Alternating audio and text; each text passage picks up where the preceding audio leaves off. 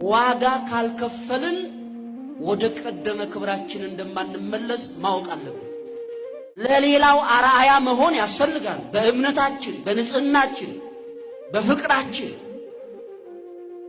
እግዚአብሔርን በመምሰል ለዓለም ሁሉ አርአያ መሆን ሲገባን ክርስትናችን በአንድ አጥር ውስጥ በአንድ ቅጥር ውስጥ ተሰብስቦ ተቀመጠ። ወደ ውጪ ለመውጣት የሚያስችል ብቃት አላገኘንም።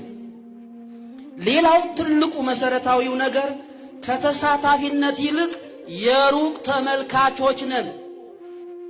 ዋና ዜጋ ሆነን ዋና ተጠቃሚ ሆነን ሳለን የሚበሉትን የሚጠጡትን የከበሩትን የቀደሙትን ተመልካቾች ነን። በኢኮኖሚ እኮ ዜሮ ነን፣ በስልጣን ዜሮ ነን፣ በማዘዝ ዜሮ ነን። በመናገር እንናገር ይሆናል፣ የሚሰማን የለም። ትናንት ቤተክርስቲያን ተናግራ ትሰማለች፣ ዛሬ ግን ተናግራ የሚሰማት የለም። ለምን?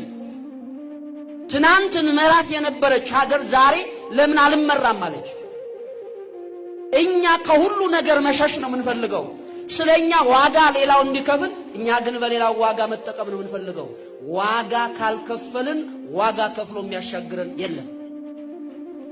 አንዱ ትልቁ ችግራችን ይሄ ነው። በስልጣን የለንም፣ በሀብት የለንም፣ በመግባባት አንድ አይደለንም። በየፊናችን ነው የምንፈሰው።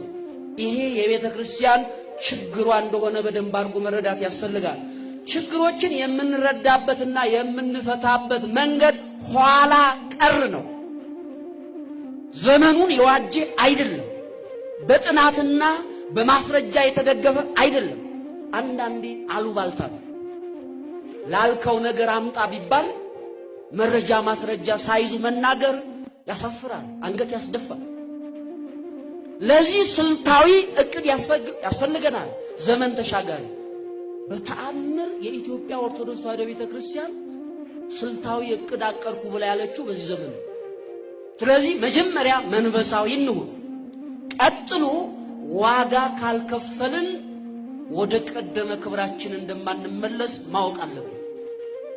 ያለ ዋጋ የሚገኝ አንዳች ነገር ስለሌለ ማለት ነው። ይሄም ማሰብ ያስፈልጋል። በተጨማሪ አብሮነት እንጂ አሁን መለያየት አይጠቅመንም።